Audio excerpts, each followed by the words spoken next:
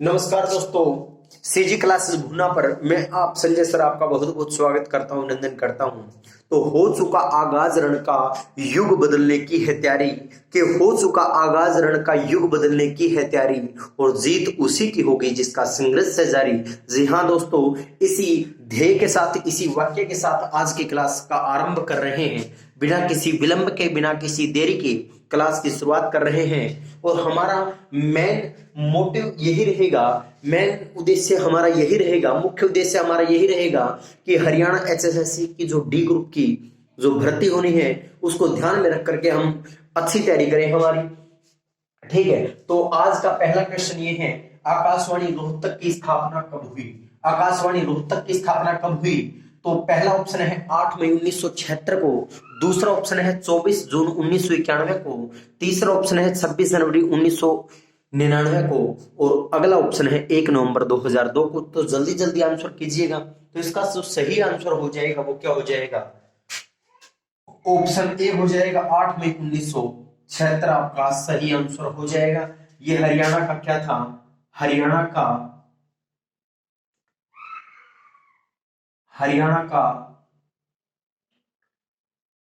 प्रथम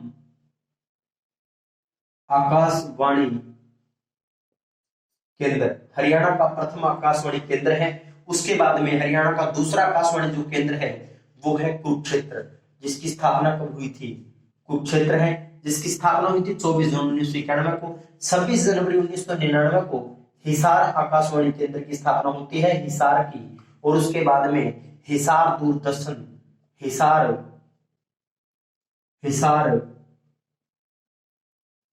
दूरदर्शन केंद्र की स्थापना होती है 2002 को। तो ये बात आप स्क्रीनशॉट ले लीजिएगा भाई, स्क्रीनशॉट आप ले सकते हैं जल्दी जल्दी। ठीक है, स्क्रीनशॉट ले सकते हैं आप।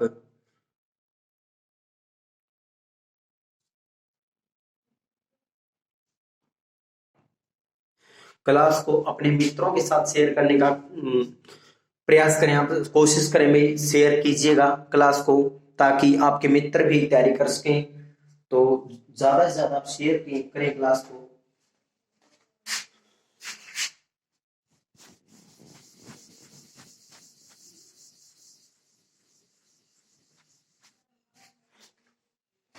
तो अब सही, बिल्कुल सही दिखाई दे रहा होगा, कैमरा मैंने थोड़ा साफ कर दिया है। आकाशवाणी रोहतक की स्थापना 8 मई 1976 को होती है, हरियाणा का प्रथम आकाशवाणी केंद्र है। और बात करें हम 24 जून 1991 को कुरुक्षेत्र की स्थापना हुई थी, और 26 जनवरी 1999 को हिसार की, और 1 नवंबर 2002 को हिसार दूरदर्शन केंद्र की स्थापना हुई थी। जो हिसार दूरदर्शन केंद्र की स्थापना है वो किसने की थी? तत्कालीन सूचना एवं प्रसारण मंत्री सुषमा सुषमा स्वराज ने। और इनका जो संबंध था वो कहां से था? अंबाला से था। और वर्तमान में अंबाला बस स्टैंड का नाम भी क्या कर दिया गया? Sushma Swaraj bus stand. ठीक है, सुषमा स्वराज अंबाला अंबाला बस स्टैंड का नाम भी क्या कर दिया गया है? Sushma Swaraj bus stand. ये भी आपको ध्यान होना चाहिए। इतनी बातें हमने यहां से देखनी थी, हमने देख ली है। नेक्स्ट क्वेश्चन की ओर बढ़ रहे हैं भाई। अगला क्वेश्चन आपके सामने रख रहा हूं मैं, इसका स्क्रीनशॉट आपने ले लिया होगा।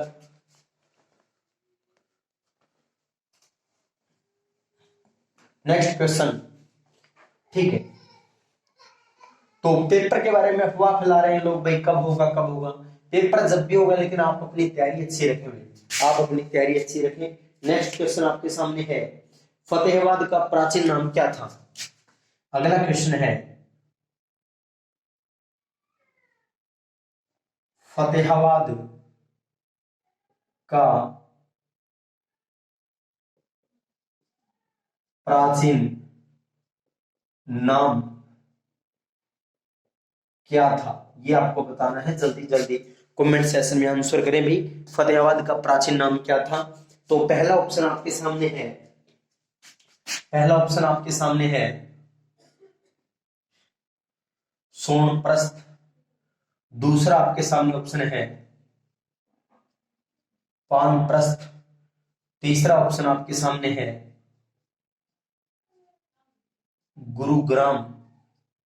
और ऑप्शन नंबर डी है इकदार। 4 ऑप्शन आपके सामने है, जल्दी जल्दी से आप आंसर कीजिएगा। फतेहाबाद का प्राचीन नाम क्या था, ये आपके सामने क्वेश्चन है। तो सोनप्रस्थ था, पानप्रस्थ था, गुरुग्राम था, इकदार था, ये आपको बताना है। आपको मैं बता दूं, थोड़ी जानकारी आपको दे देता हूं, ठीक है। किसने बसाया था फिर फतेहाबाद को? फिरोज शाह तुगलक ने, फिरोज शाह तुगलक ने बसाया था। बात है 1352 की। ये कोई युद्ध जीत करके आया और जब ये यहाँ पर इसने पड़ाव रखा तो उसी रात इसके लड़का हुआ था और उसी के नाम पर, यानी इसके बेटे का नाम इसने फतेहचंद रखा, फतेहचंद खान रखा। और उसी के नाम पर इस स्थान का नाम क्या रख दिया? फतेहाबाद रख दिया, फतेहाबाद रख दिया। इसका प्राचीन नाम पूछ रहा हूं आपसे, ये बताना है। तो इसका प्राचीन नाम था ये, ठीक है। फतेहाबाद का प्राचीन नाम क्या था? इकदार था। उसके बाद में सोनप्रस्थ, ये सोनीपत का प्राचीन नाम है, सोनीपत का प्राचीन नाम है। पानप्रस्थ पानीपत का प्राचीन नाम है, ठीक है। अगर पूछ लिया सोनीपत किसके नाम पर नाम पड़ा, तो श्रवण कुमार के नाम पर। पानीपत पाणिनि ऋषि के नाम पर। गुरुग्राम गुरु द्रोणाचार्य के नाम पर, ठीक है। ये किसका नाम है? गुरुग्राम का। वर्तमान में इसका नाम गुड़गांव कर दिया गया था कुछ दिन पहले, लेकिन फिर इसका जो एट प्रेजेंट नाम वो गुरुग्राम ही है।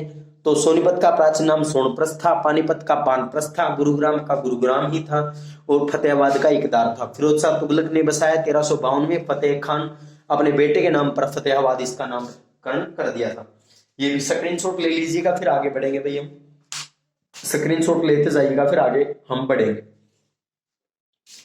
नेक्स्ट क्वेश्चन की ओर बढ़ रहे हैं।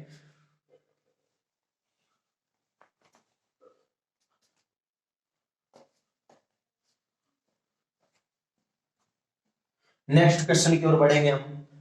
अगला क्वेश्चन आपकी स्क्रीन पे ये रहा भाई।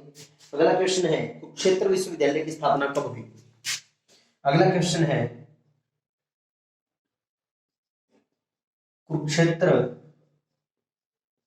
विश्वविद्यालय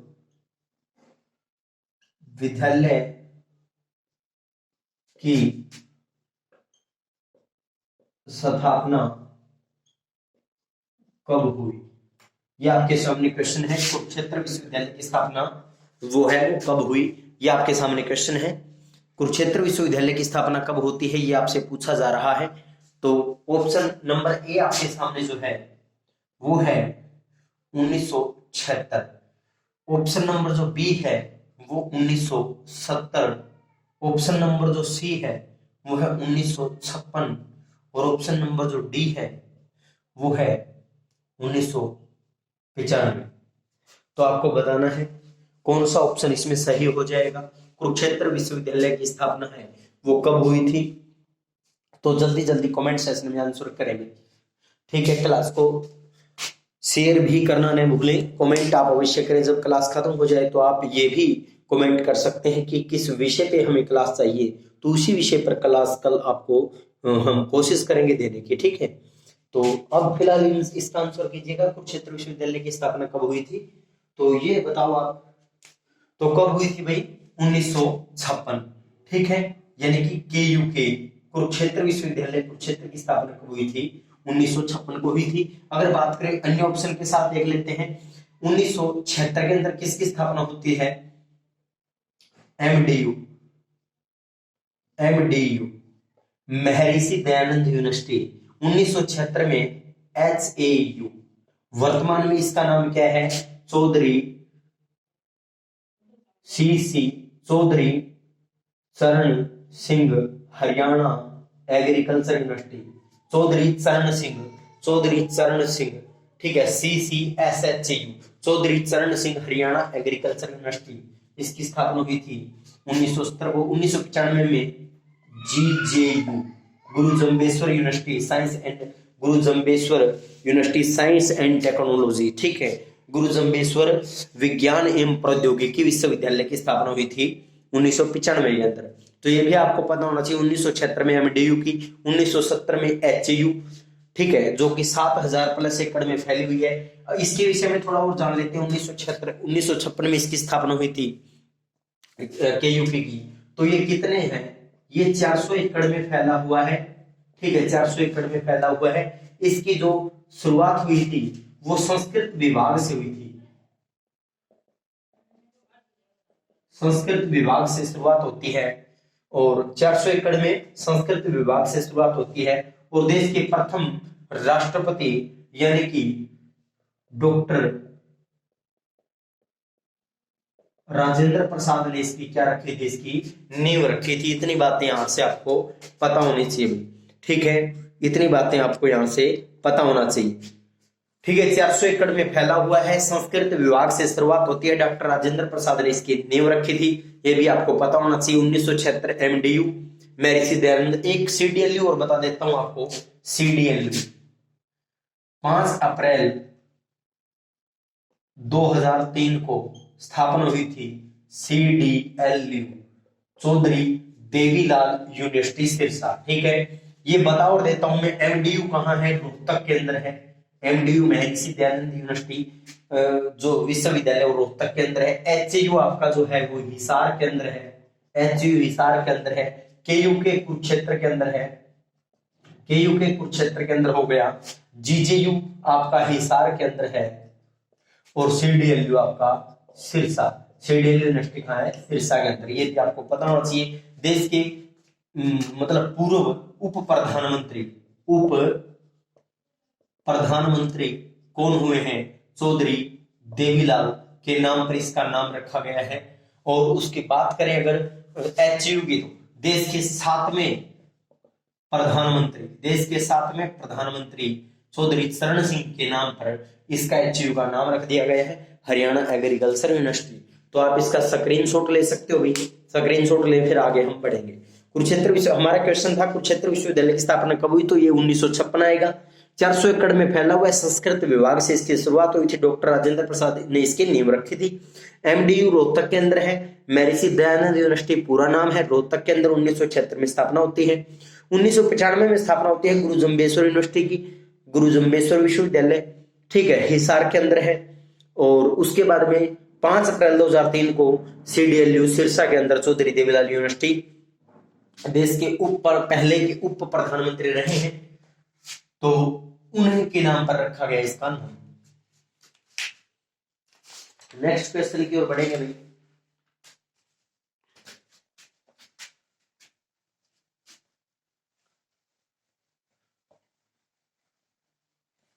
आज का ये लास्ट क्वेश्चन करेंगे हम। आज का ये लास्ट क्वेश्चन है, बस 1 मिनट और है। अगला है, हरियाणा का सर्वाधिक लिंगानुपात वाला जिला। हरियाणा का सर्वाधिक लिंगानुपात वाला जिला कौन सा है? हरियाणा का सर्वाधिक लिंगानुपात वाला जिला कौन सा है, ये क्वेश्चन आपके सामने है। तो इसका जो ए ऑप्शन है, ए ऑप्शन आ जाएगा आपका पानीपत है। बी ऑप्शन है सरखी दादरी है। जो सी ऑप्शन हो जाएगा वो आ जाएगा फतेहाबाद। और जो डी ऑप्शन है वो हो जाएगा जींद। तो जल्दी जल्दी कमेंट सेशन में आप मतलब इसका आंसर दें। हरियाणा का सर्वाधिक लिंगानुपात वाला जिला, अभी नए आंकड़े हमारे सामने आए हैं, जनगणना हुई थी उसके नए आंकड़े हैं 2023 का।